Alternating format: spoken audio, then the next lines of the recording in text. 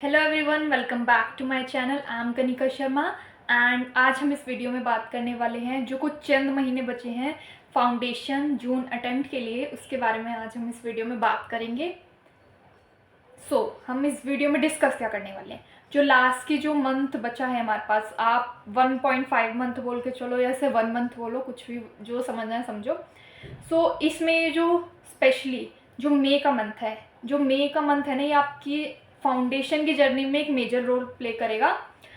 जितना आपने पहले कवर नहीं करा है ना, ये अगर आप मई मंथ में इतना पढ़ लेते हैं तो वो आपके लिए कैसा रिजल्ट लाएगा, उसके बारे में हम आज इस वीडियो में डिस्कस करने वाले हैं। एंड बहुत सारी चीज़ें हैं जो मैं आपको बताने वाली हूँ कि लास्ट में क्या करना चाहिए, क्या नहीं करना चाहिए। So without any delay let's get into this video. तो अगर हम बात करें कि क्या करना चाहिए एंड क्या नहीं करना चाहिए लास्ट में, जो लास्ट का मोमेंट है उसमें क्या नहीं करना चाहिए, तो सबसे पहली बात है, जो न्यू चैप्टर्स है ना उन्हें बिल्कुल मत करो। अगर आपका हो गया है जितना, छोड़ दो। अब कोई तुक नहीं बनता है कि आप एक नया चैप्टर पढ़ने जा रहे हैं या फिर उसका जितना भी कुछ नया कॉन्सेप्ट है उसे पढ़ने जा रहे हैं और अच्छा खासा कॉन्सेप्ट हो जिसमें टाइम कंज्यूम हो रहा हो, तो कोई फ़ायदा नहीं है उसे पढ़ने का। तो पहले तो उसे पढ़ो ही मत, कोई नया चैप्टर नहीं पढ़ना है लास्ट मोमेंट पे। एक और जो चीज़ है कि अगर कोई छोटे मोटे चैप्टर्स हैं लास्ट में, अभी जो एक मंथ है, आप उसके अकॉर्डिंग चलो। एक मंथ में अगर कोई छोटा मोटा चैप्टर भी है ना, तो उसे कंप्लीट कर लो, उसे मत छोड़ो, बिल्कुल भी मत छोड़ो, क्योंकि एक महीना काफ़ी ज़्यादा होता है। मैंने भी ये करा था। जो मेरा इको में जो सेकेंड बुक होती थी वो मैंने लास्ट के 2 हफ्ते में करा था। उससे पहले मैंने वो बुक देखी भी नहीं थी। तो मैंने जितनी भी वन शॉट और लास्ट के 2 हफ्तों में मैंने जितनी भी हो सके वो मैंने सारी कंप्लीट कर ली थी वो बुक। तो ऐसा कुछ नहीं है कि लास्ट आ गया मतलब एक महीना बच रहा है तो इसका मतलब हम नए नहीं करेंगे। नए करो, लेकिन दिमाग से करो, जो कंप्लीट हो सके वो करो। ये हमारा कुछ पॉइंट्स है। देन हमारी जो एक और चीज़ आती है कि अगर आपका आईसीआई जो मटेरियल है वो कंप्लीट नहीं हुआ है अभी तक ढंग से, तो एमटीपी आरटीपी पीवाईक्यू मत करो। पहले अपना जो आईसीआई का जो मटेरियल है पहले उसे करो, फिर इन चीज़ों पे जाओ। तो सबसे पहले आपको भी आईसीआई का मटेरियल, चाहे वो इको लॉ कुछ भी हो, सब में पहले आईसीआई का मटेरियल ढंग से करना है। ठीक है। फिर जो एक, अगर मैं सब्जेक्ट वाइज कुछ बात करूँ लास्ट मंथ के लिए, तो अकाउंट्स में क्या करना है। ऐसे अकाउंट्स का तो इतना बड़ा सब्जेक्ट, उसमें इतना सारा काम है। तो उसके लिए आप क्या कर सकते हो, हर एक क्वेश्चन तुम सॉल्व नहीं कर सकते। अब इसमें तो अब मतलब ये तो खैर बेसिक चीज़ है कि क्वेश्चन पढ़ो मत, उसको देखते जाओ कि हाँ हाँ ये ऐसे सॉल्व होगा, ऐसे सॉल्व होगा, ऐसे ऐसे करके। अब ऐसा भी नहीं है कि हम सॉल्व नहीं करेंगे, सॉल्व करेंगे, लेकिन एक टेक्निक लगेगी कि जैसे फॉर एग्जांपल एक चैप्टर, एक टॉपिक है, उसका मतलब थोड़ा सा भी काइंड ऑफ सिमिलर चीज़ है, तो उसमें से एक क्वेश्चन कर लो, बाकी जो क्वेश्चंस हैं उनको गो थ्रू करो ऐसे ऐसे ऐसे, मतलब अच्छा ऐसे ऐसे वाला। तो मैंने भी यही करा था। मैंने एक क्वेश्चन को ही कर लिया कि हाँ, कॉन्फिडेंस के लिए, मेरे को प्रैक्टिस के लिए हो गया कि हाँ इतना हो सकता है। तो उसके अलावा मैंने सारा सिर्फ बुक में से रीड करा है, कोई मैंने हैंड प्रैक्टिस नहीं की है उस चीज़ की। लास्ट मोमेंट पे हम सब एक एक क्वेश्चन की प्रैक्टिस करने बैठ गया तो बस भाई भगवान मालिक है हमारा, फिर कुछ नहीं हो सकता। जो ये चीज़ हो गई अकाउंट्स। लॉ के लिए लास्ट मोमेंट में क्या करना है, मल्टीपल रिवीजन कर रहे हैं, बार बार बार बार एक चीज़ को पढ़ोगे पढ़ोगे पढ़ोगे। लॉ में जो सबसे ज़्यादा दिक्कत देता है कि दिमाग में नहीं रहता है, और पेपर के टाइम पे भी ये बहुत बार हुआ कि आपको क्लिक नहीं करेगा कि अरे यार ये पॉइंट क्या है, ये पॉइंट क्या है। तो उसका कैसे करना है उसे सॉल्व। तो उसका एक सिंपल चीज़ है, लॉ को जितना हो सके पढ़ो, और जो इम्पॉर्टेंट चीज़ लगती है आपको उन्हें लिखो। लॉ में लिखना इंपॉर्टेंट है बहुत ज़्यादा। एंड मोमेंट है, कोई दिक्कत वाली बात नहीं है। पढ़ो, लिखो, आपके जितना लिखोगे उतना ज़्यादा मेमोरी में वो चीज़ रहेगी। शॉर्ट में लिखो, ज़रूरी नहीं है पूरा एक जैसे पेपर में लिखते हैं वैसे लिखो, नहीं, शॉर्ट में लिख दो छोटे छोटे पॉइंट्स वगैरह से, जिससे हाँ ये रहे कॉन्फिडेंस कि हाँ हम पेपर में सॉल्व कर सकते हैं। देन इको में क्या कर सकते हो आप लोग, इको में सिर्फ और सिर्फ बुक पढ़ने के बाद एमसीक्यू की प्रैक्टिस करो, क्योंकि जो सबसे ज़्यादा डिफ़िकल्ट चीज़ इको के पेपर में फेस की जाती है कि पेपर में जो है ना, इको में आता तो है कि हमें क्या करना है क्या नहीं करना, बट दिक्कत वो आती है कि हमें एमसीक्यू पेपर है और हमें 2 ऑप्शन ऐसे लगेंगे कि हाँ इसका आंसर ये भी है, इसका आंसर ये भी है। मेरे साथ इको में पर्सनली बहुत सारे क्वेश्चनों में हुआ था कि मेरे को इसका आंसर ये भी लग रहा था, इसका आंसर वो भी लग रहा था। तो उससे आप उस चीज़ को कैसे सॉल्व कर सकते हैं, वो चीज़ सिर्फ एमसीक्यू की जब तक आप प्रैक्टिस नहीं करोगे वो चीज़ आप तब तक सॉल्व नहीं होगी। मैंने इतनी ज़्यादा एमसीक्यू की प्रैक्टिस नहीं की थी, ये मेरे से दिक्कत हुई थी, इसलिए मैंने पेपर में ये चीज़ की दिक्कत हुई कि मेरे को 2 आंसर लग रहे थे। तो जितना हो सके उतना एमसीक्यू करो।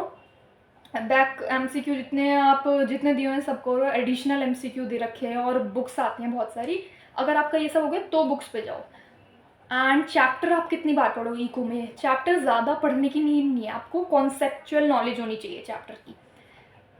तीन बार चैप्टर पढ़ लो, 2 बार चैप्टर पढ़ लो, जो मुश्किल है उनकी बात कर रही हूँ। अगर कोई ईजी चैप्टर है तो उसे 1 बार पढ़ के छोड़ दो। ज़्यादा मुश्किल है 2-3 बार पढ़ लो, क्योंकि इतने सारा सिलेबस होता है, इतनी बार आप चैप्टर नहीं पढ़ सकते हैं। तो अगर मुश्किल चैप्टर है, लास्ट मोमेंट में बात करिए, अगर मुश्किल चैप्टर है तो 2 बार पढ़ लो। एंड अगर ईजी चैप्टर है 1 बार पढ़ो, ऊपर से ऐसे ही जो पढ़ते हैं उन्हें छोड़ो और काम खत्म। देन जो सबसे ज़्यादा पेपर में इशू आता है वो है टाइम मैनेजमेंट का। सो अभी लिखने वाले पेपर के अलावा जो एमसीक्यू पेपर है उसमें हम टाइम मैनेज कैसे करें। तो लास्ट 1 मंथ में जो आपको प्रैक्टिस करनी है वो है टाइम मैनेजमेंट की प्रैक्टिस करना है।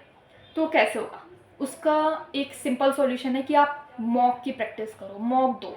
फॉर एग्जांपल अगर मैं टाइम की अगर आपको बताऊँ, मैथ्स के पर्सपेक्टिव से लेते हैं, क्योंकि रिसेंट कुछ कमेंट्स हुई थी कि मैथ्स में टाइम मैनेजमेंट नहीं हो पा रहा है उनका। सो हम क्या कर सकते हैं, हमारे पास 2 घंटे होते हैं एमसीक्यू के लिए, यानी 120 मिनट्स।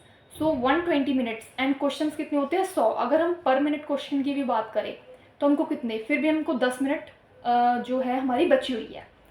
तो हम सॉल्व कैसे करना है, जैसे इजी क्वेश्चन है तो 1 मिनट के अंदर वो इजी क्वेश्चन में 3 से 4 इजी क्वेश्चन कर लेने हैं 1 मिनट के अंदर। ऐसी बात नहीं है कि 1 मिनट में एक ही क्वेश्चन करना है, मतलब आपको एवरेज लेके चलना है कि 1 मिनट में हो जाना चाहिए क्वेश्चन। लेकिन अगर ईजी है तो 1 मिनट के अंदर 3 से 4 क्वेश्चन करो। अगर वो मीडियम की रेंज में आता है क्वेश्चन तो 1 मिनट में 1 क्वेश्चन होना चाहिए। और अगर वो आता है कि हाँ थोड़ा ज़्यादा अच्छा खासा लेवल का है, डिफ़िकल्ट है, तो 2 से 3 मिनट से ज़्यादा उस क्वेश्चन को मत दो बिल्कुल भी। 2 से 3 मिनट दे दिया आपने, मैक्स टू मैक्स 4 मिनट, इससे ज़्यादा मत दो। उस क्वेश्चन को स्किप करो, आगे बढ़ो, एक ही क्वेश्चन पे लगे रहोगे, पूरा पेपर छूट जाएगा। सो ये एक रीज़न है जो पेपर छूट जाता है या फिर पेपर कंप्लीट नहीं हो पाता, कि आपको बहुत सारे क्वेश्चन आते हैं बट आपका कंप्लीट नहीं हो पा रहा है, आपको 80-90 क्वेश्चन आते हैं, 50 तक कर पाते हो। आप एक क्वेश्चन पे स्टिक मत रहो, नहीं आ रहा है 3-4 मिनट दी छोड़ के नेक्स्ट क्वेश्चन पे जाओ। जब बाकी सारा हो जाए फिर उस क्वेश्चन पे आओ, मार्क कर लो उसको, ऐसे वाला होता है। एंड एक और चीज़ की जो OMR शीट है उस पर प्रैक्टिस करो, ट्राई करने का मतलब एक बार तो एटलीस्ट प्रैक्टिस करो कि हाँ आपको OMR पे एक बार होता है ना हाथ बैठने वाली वो चीज़, वो हो जाए। क्योंकि पेपर में क्या होता है कि यार एकदम से जब चीज़ें आ जाती है ना तो वो थोड़ा कन्फ्यूजिंग हो जाता है। कई बच्चे क्या करते हैं, पहले पेपर सॉल्व कर लेते हैं, OMR एकदम लास्ट में भरते हैं और उनका बहुत सारा फिर एकदम मिक्स मैच हो जाता है सब कुछ। तो आप 10 क्वेश्चन करो, 20 क्वेश्चन करो, फिर OMR भरो। तो अपना ऐसे स्ट्रैटेजी बनाओ कि हम कितने क्वेश्चन कर कितने OMR शीट का फिल करते जाएं साथ साथ। सो एक बार तो क्योंकि एक आइडिया होना चाहिए ताकि पेपर में हर चीज़ न्यू ना लगे। देन ये हमारी बात हुई थी टाइम मैनेजमेंट की। सो अब जो सबसे इम्पॉर्टेंट चीज़ है इस वीडियो की कि शेड्यूल क्या होना चाहिए पढ़ने का। जो अभी कुछ चंद महीने जो हमारे बच रहे हैं इसमें हम क्या करें कि एकदम सिलेबस हमारा कंप्लीट हो जाए, बचा हुआ सिलेबस। क्योंकि क्या होता है कि 12th से जो पेपर दे के आए हैं उनके पास वैसे ही कम टाइम होता है, एंड वो 12th के बाद उन पर लाइक कितने महीने हैं, ज़्यादा से ज़्यादा 3-4 ऐसे ऐसे कुछ महीने बचे होते हैं, एंड इनमें उनको कवर करना होता है सिलेबस, तो बहुत एक्टिव हो जाता है। तो भाई ऐसा तुम सोच रहे हो कि तुम हाँ 6 घंटे पढ़ोगे, ऐसा 5 घंटे, तो इससे कुछ नहीं होगा। अगर तुमने स्टार्ट ही 2-3 महीने में ही करा है तो तुमको एटलीस्ट 12 नहीं तो 9 10 घंटे तो पढ़ो। इससे कुछ नहीं होगा, 5-6 घंटे से कुछ भी नहीं होगा। 9 से 10 घंटे पढ़ना ही पढ़ना है, मैक्स टू मैक्स 12 घंटे तो पढ़ो, 6 घंटे सो, बाकी जो करना है करो बचे टाइम में। तो मैं अब जो शेड्यूल बताऊंगी वो है जो बच्चे रात में पढ़ते हैं, क्योंकि मैं रात में पढ़ने वाली इंसान हूँ, मेरे से सुबह जल्दी उठ के नहीं पढ़ा जाता। तो मैं उसी हिसाब से अपना शेड्यूल बताऊंगी, जो मेरा शेड्यूल मैंने फॉलो करा था मैं उसी वे में बताऊंगी। क्योंकि मैं मॉर्निंग पर्सन हूँ नहीं तो फिर मैं उसका कोई शेड्यूल आपको बता भी नहीं सकती हूँ। बट अगर आपको थोड़ा सा मतलब है आइडिया के लिए चाहिए तो कमेंट में आप मुझसे पूछ सकते हैं, मैं आपको थोड़ा बहुत आइडिया के लिए ऐसा बता सकती हूँ दूसरों से पूछ के जो कि मॉर्निंग पर्सन रहे हैं। सो नाइट रूटीन जो हम कर सकते हैं as a night routine person, हमारा क्या होता है कि हम लोग जल्दी नहीं उठ पाते। हमारी सबसे बड़ी दिक्कत यही है। कुछ लोग होते हैं 9 बजे तक भी उठ जाए, लेकिन मैं 11-12 बजे तक उठूँगी। उसका रीज़न भी है एक, उसका रीज़न है आगे आपको वीडियो में पता चलेगा। तो कुछ बच्चे ऐसे होते हैं मेरी तरह, जैसे मैं, जो अगर मेरा छुट्टी का दिन है, हमारा जैसा भी फाउंडेशन चल रहा है, मतलब जैसे आप लोगों का फाउंडेशन चल रहा है तो आप लोग फाउंडेशन में कहीं अभी स्कूल के हैं नहीं, पेपर ख़त्म और कॉलेज अभी स्टार्ट नहीं हुआ। अगर बाई चांस किसी का कॉलेज स्टार्ट हो गया है तो वो अपने अकॉर्डिंग थोड़ा एडजस्ट करे, बट जो मोस्टली बच्चे अभी उनका कॉलेज स्टार्ट नहीं है तो वो क्या करें। तो अभी आप क्या होता है नाइट रूटीन में वो देर रात तक पढ़ते हैं तो वो इतनी जल्दी आँख नहीं खुल पाती, और थोड़ा अच्छी खासी नींद लो। ऐसा कोई नहीं है कि तुम कि हाँ मतलब 5-5 घंटे 4-4 घंटे की नींद ले रहे हो, पूरी 6-7 घंटे मस्त सो, कोई दिक्कत वाली बात नहीं है। मैं एक ऐसा शेड्यूल बना के लाई हूँ, आप आराम से पूरा दिन सो, कोई दिक्कत वाली बात नहीं। आई मीन रात सो, कोई दिक्कत क्या, दिन रात मीडियम वाला सो, कोई दिक्कत बात नहीं, ठीक है। तो हमारा शेड्यूल स्टार्ट होगा 1 बजे से। अब जितना आपको जो जब उठना है उठो, कोई दिक्कत नहीं है। शेड्यूल स्टार्ट है 1 से 3। 1 से 3 एक ऐसा टाइम है, खाना खाया होता है, नींद बहुत आती है खाना खाने के बाद। दिक्कत तो ये सबको ही रहती है, बहुत नींद आ रही है, आलस आ रहा है, पढ़ाई करने का मन नहीं करता, इतना ज़्यादा प्रोडक्टिव नहीं होता ये दोपहर का टाइम जो है। तो मॉर्निंग वालों का पता नहीं, बट नाइट वालों के लिए एटलीस्ट ये वाला प्रोडक्टिव नहीं रहता। मेरे लिए तो नहीं रहता, मेरे को बहुत नींद आती है। तो मैं इसमें हैवी सब्जेक्ट ही लूँगी, मैं एक लाइट वेटेड सब्जेक्ट लूँगी, जैसे इकोनॉमिक्स मेरे को थोड़ा अच्छा सब्जेक्ट लगता है, ईजी लगता है। तो मैं उसमें क्या करूँगी, लास्ट मोमेंट है तो MCQ सॉल्व करूँगी, रिविजन करूँगी, क्योंकि आता तो है, पढ़ना तो है नहीं अभी, तो MCQ वगैरह करो, थोड़ा लाइट पड़ जाता है, इतना ज़्यादा बर्डन नहीं आता। तो ये 1 से 3 का स्लॉट हो गया। फिर हम ब्रेक लेंगे, हम फिर नेक्स्ट स्लॉट स्टार्ट करेंगे अपना 5 से 8 वाला। तो 5 से 8 थोड़ा सा दिमाग काम करने लगता है इस टाइम पे। इस टाइम पे हम मैथ्स कर सकते हैं। मैंने बाकी सब्जेक्ट के लिए भी अलग स्लॉट रखा है, तो इसमें मैथ्स कर सकती हूँ, क्योंकि अभी हमने इको करा है, अब थोड़ा मेहनत वाला काम तो, लिखने वाला काम तो बनता है ना। तो 5 से 7 इसमें बॉडी एक्टिव हो जाती है हमारी, तो 5 से 7 में मैथ्स कर सकते हैं। 5 से 8 में मैथ्स कर सकते हैं।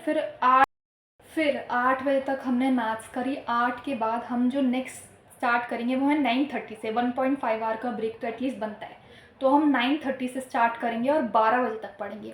तो इसमें क्या है, जितनी रात होती जाएगी उतनी प्रोडक्टिविटी इंक्रीज़ होती जाएगी। अब इसमें हम 2 चीज़ कर सकते हैं, या तो हम अकाउंट्स कर सकते हैं या हम लॉ कर सकते हैं। कोई एक जो आपको प्रेफरेंस, आपके अकॉर्डिंग जो भी आपको प्रेफरेबल रहे उसे करो। सो मैं इसमें थोड़ा सा अगर बोलूँ तो, क्योंकि मैथ्स करा है हमने तो थोड़ा सा एक थ्योरी वाला सब्जेक्ट होगा तो ज़्यादा बेटर है, क्योंकि प्रैक्टिकल अभी हुआ है तो एकदम प्रैक्टिकल के बाद प्रैक्टिकल थोड़ा हेक्टिक हो जाता है। तो ये है, हम लॉ कर सकते हैं, बाकी अपने अपने कन्वीनियंस के हिसाब से आप सब्जेक्ट चेंज कर सकते हैं।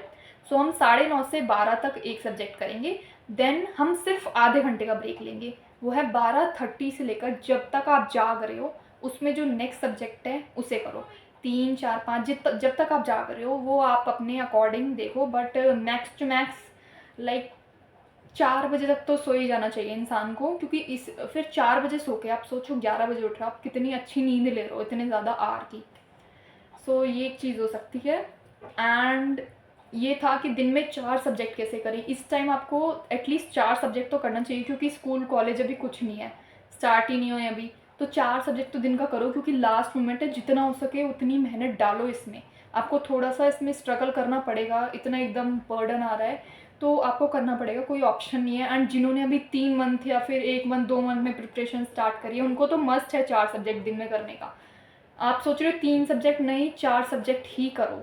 और बाकी अगर कुछ ऐसा दिक्कत है कि नहीं हो पा रहा है 4 सब्जेक्ट मैनेज, तो ठीक है आप 3 कर लो, बट 3 से कम सब्जेक्ट नहीं करना है, 4 तो करके ही चलो। सो एक ये शेड्यूल था जो मैंने फॉलो करा था। So that's it for this video. Don't forget to like, share and subscribe to my channel and comment करें आपको ये वीडियो कैसी लगी, प्रोडक्टिव थी कि नहीं थी। एंड प्लीज़ जो लास्ट के 1 मंथ के लिए मैंने आपको बताया, प्लीज़ उसे फॉलो करें। एंड जो भी आपका सजेशन है और कोई, तो प्लीज़ उसे कमेंट में लिखे, या फिर नेक्स्ट वीडियो आपको किसके ऊपर चाहिए वो भी कमेंट में लिखे। That's it for this video. Bye bye, take care.